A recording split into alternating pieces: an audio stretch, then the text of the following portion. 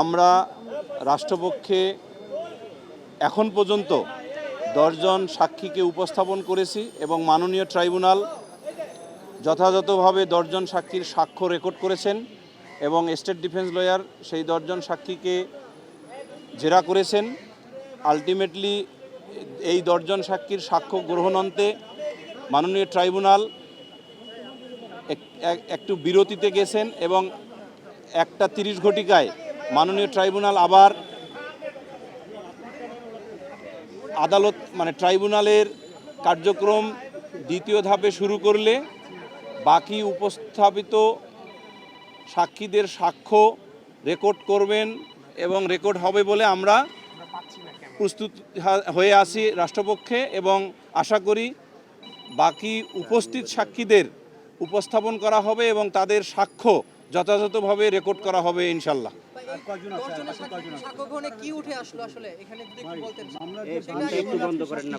আজকে অল্প একটু কথা বলি, সেটা হলো যে মামলার গুরুত্বপূর্ণ সাক্ষী ডিসিস্ট রামিসা আক্তারের পিতা মাতা, রাজু নামের একজন সাক্ষী, তার বড় বোন রাইসা আক্তার এবং শেখ আবু শামা সাক্ষ্য দিয়েছেন। অর্থাৎ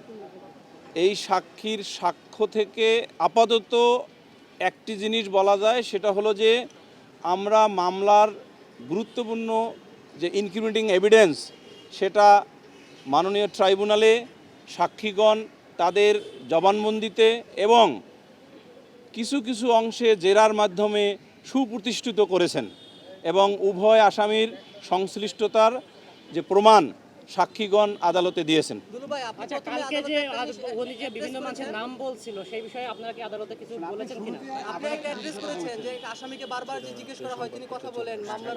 এটা প্রথমে আদালতে আমি একটা বিষয় উপস্থাপন করেছিলাম এই কারণে যে একজন আসামি যখন গ্রেপ্তার হয়ে জেলখানায় থাকে তখন ওই সংশ্লিষ্ট আদালত বা ম্যাজিস্ট্রেটের কাস্টডি বলে, এটাকে বলা হয় জুডিশিয়াল কাস্টডি। এই জুডিশিয়াল কাস্টডিতে থাকা অবস্থায় একজন আসামি আইনে নির্ধারিত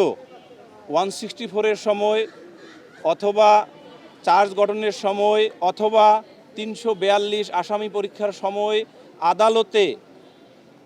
আদালতের প্রসিডিউর অনুসারে কথা বলা ব্যতীত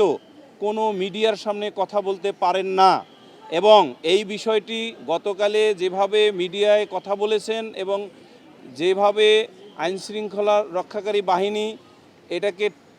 সুশৃঙ্খলার সহিত মিডিয়াতে কথা না বলার জন্য যে ব্যবস্থা নেওয়া দরকার ছিল সেটা যেহেতু পরিলক্ষিত হয় নাই, সেইটুকু যাতে পরিলক্ষিত হয় ফার্দার প্রসিডিংয়ের ক্ষেত্রে, এই জন্য একটা আবেদন করেছিলাম এবং সেই আবেদনে মাননীয় ট্রাইব্যুনাল নির্দেশ দিয়েছেন যে আইনশৃঙ্খলা বাহিনী যাতে সুশৃঙ্খলভাবে আসামিকে তার